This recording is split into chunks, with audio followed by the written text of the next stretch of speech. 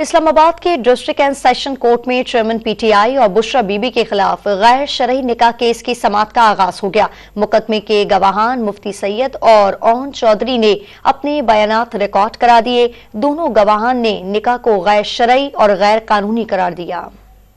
P T I chairman کا بشرا be be سے پہلا نکاح غیر شرعی اور غیر قانونی تھا۔ پہلا نکاح 1 جنوری 2018 کو لاہور جبکہ دوسرا نکاح فروری 2019 کو بنی گالا میں پڑھوایا گیا۔ چیئرمین نے بتایا کہ 1 جنوری کو بشرا بی بی سے نکاح ہوا تو وہ وزیر اعظم بن جائیں گے۔ اسلام آباد کی ڈسٹرکٹ اینڈ سیشن کورٹ میں چیئرمین پی ٹی آئی اور بشرا بی بی کے خلاف غیر شرعی نکاح کیس کی سماعت کا آغاز ہو گیا۔ مقدمے کے گواہان مفتی سعید اور اون چودھری نے اپنے بیانات ریکارڈ کرا دیے۔ مفتی سعید نے اپنے بیان میں کہا کہ چیئرمین پی ٹی آئی اور بشرا بی بی کے دونوں نکاح انہوں نے پڑھائے ہیں۔ جنوری 2018 والے نکاح پر ان کے دستخط ہیں جبکہ فروری والا نکاح زبانی تھا۔ عدالت کو آگاہ کیا گیا کہ 1 جنوری 2018 کو چیئرمین پی ٹی آئی نے ان سے رابطہ کیا اور کہا کہ بشرا بی بی سے لاہور جا کر نکاح پڑھوانا ہے۔ چیئرمین پی ٹی آئی کے کہنے پر وہ ڈیفینس لاہور گئے۔ بشرا بی بی کی بہن سے پوچھا کہ کیا نکاح کے شرعی لوازمات پورے ہیں؟ خاتون نے جواب دیا کہ نکاح پڑھایا جا سکتا ہے۔ اس کے بعد انہوں نے بشرا بی بی اور چیئرمین پی ٹی آئی کا نکاح پڑھا دیا۔ فروری 2018 میں ان سے چیئرمین پی ٹی آئی نے دوبارہ رابطہ کیا، بتایا کہ ان کا نکاح بشرا بی بی کی عدت کے دوران ہوا تھا۔ انہیں بشرا بی بی نے بتایا تھا کہ جنوری 2018 کے پہلے دن نکاح ہو گیا تو وہ بڑے عہدے پر فائز ہو جائیں گے۔ ان کو یہ بات خود چیئرمین پی ٹی آئی نے بتائی۔ مفتی سعید نے 1 جنوری 2018 والے نکاح کو غیر شرعی اور نکاح کی تقریب کو غیر قانونی قرار دیا۔ مقدمے کے دوسرے گواہ اون چودھری نے بھی اپنا بیان قلم بند کروا دیا، بتایا کہ دسمبر 2017 کو چیئرمین پی ٹی آئی نے ان سے کہا کہ بشرا بی بی کو لاہور لے کر جانا ہے، وہاں ان کے نکاح کے انتظامات کیے جائیں۔ وہ حیران ہو گئے کیونکہ بشرا بی بی تو پہلے سے شادی شدہ تھیں۔ چیئرمین پی ٹی آئی نے بتایا کہ بشرا بی بی کو طلاق ہو چکی ہے۔ 1 جنوری 2018 کو